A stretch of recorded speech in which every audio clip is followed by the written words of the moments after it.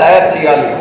ఇవన్నీ కూడా ఒక సర్వే కానీ రీసెర్చ్ కానీ అన్ని కూడా చేసిన తర్వాత ఈరోజు రేర్ ఎర్త్ మ్యాగ్నెట్ కారిడార్స్ కూడా మన భారతదేశంలో మొట్టమొదటిసారిగా మనం స్థాపించబోతున్నాం.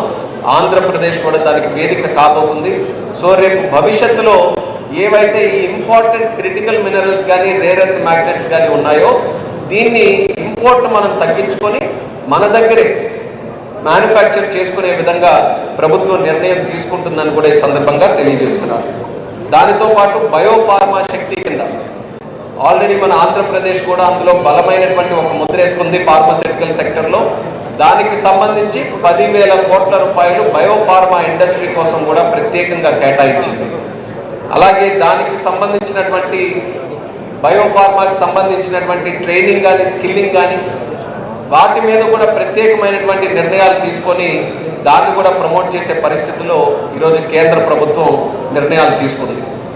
అలాగే మ్యానుఫ్యాక్చరింగ్ సెక్టర్లో స్పోర్టింగ్ గుడ్స్ కోసం, అలాగే కంటైనర్ మ్యానుఫ్యాక్చరింగ్ కోసం ఇవన్నీ కూడా ఎంత స్పెసిఫిక్గా అసలు కంటైనర్స్ ఏంటి, స్పోర్టింగ్ గుడ్స్ ఏంటి, లేకపోతే క్రిటికల్ మినరల్స్ ఏంటి, బయోఫార్మా ఎందుకు, ఇవన్నీ ఎందుకనంటే కేవలం భారతదేశం తాలూకు అవసరాలే కాదు, ప్రపంచంలో కూడా వచ్చే 20 సంవత్సరాల్లో ఏ అవసరాలు ఏ అవకాశాలు రాబోతున్నాయి, ఆ అవకాశాలని భారతదేశం అందిపుచ్చుకొని సప్లై చైన్లో గ్లోబల్ మేనేజ్మెంట్లో మనం కూడా ఒక వేదికగా ఎలా తయారవ్వాలనేది ఒక ప్రయత్నం ద్వారా ఈ యొక్క సెక్టర్స్ని మనం చూస్ చేసుకోవడం కూడా జరిగింది. దీంతో పాటు సర్వీసెస్ సెక్టర్లో మనం చూసుకుంటే హెల్త్లో, ఎడ్యుకేషన్లో, స్కిల్లింగ్ ట్రైనింగ్లో, ఐటీ సెక్టర్లో వీటన్నిటిలో కూడా ముఖ్యంగా ఎక్కువ నిధులు ఈసారి కేటాయించి సర్వీసెస్లో ఒక లక్ష్యం పెట్టుకున్నాం. 2047 సంవత్సరానికి ప్రపంచంలో ఉండే సర్వీసెస్ అన్ని కూడా అందులో 10% మన భారతదేశం నుంచే రావాలి. ఇది మోదీ గారి తాలూకు లక్ష్యం.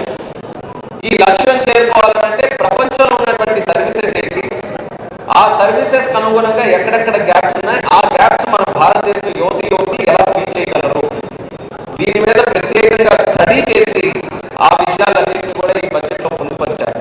అందుకనే హెల్త్ సర్వీసెస్ లో కావాల్సినటువంటి మెడికల్ ప్రొఫెషనల్స్ ఇతర దేశాల్లో కూడా అవసరం ఉంటుంది కాబట్టి వాళ్ళకి స్కిల్లింగ్ చేయడానికి మన భారతదేశంలో ప్రత్యేకంగా సెంటర్స్ మనం ఏర్పాటు చేస్తున్నాం. అలాగే ఐటీ సెక్టర్లో కూడా, ఐటీ సెక్టర్లో మన ఆంధ్రప్రదేశ్ రాష్ట్రం తాలూకు దూకుడు ఏ రాష్ట్రం కూడా ఈరోజు తట్టుకోలేకపోతుంది. అది కూడా ముఖ్యంగా దాంట్లో కూడా కోర్ విశేషం ఏంటంటే ఆర్టిఫిషియల్ ఇంటెలిజెన్స్ డేటా సెంటర్ తాలూకా హబ్స్.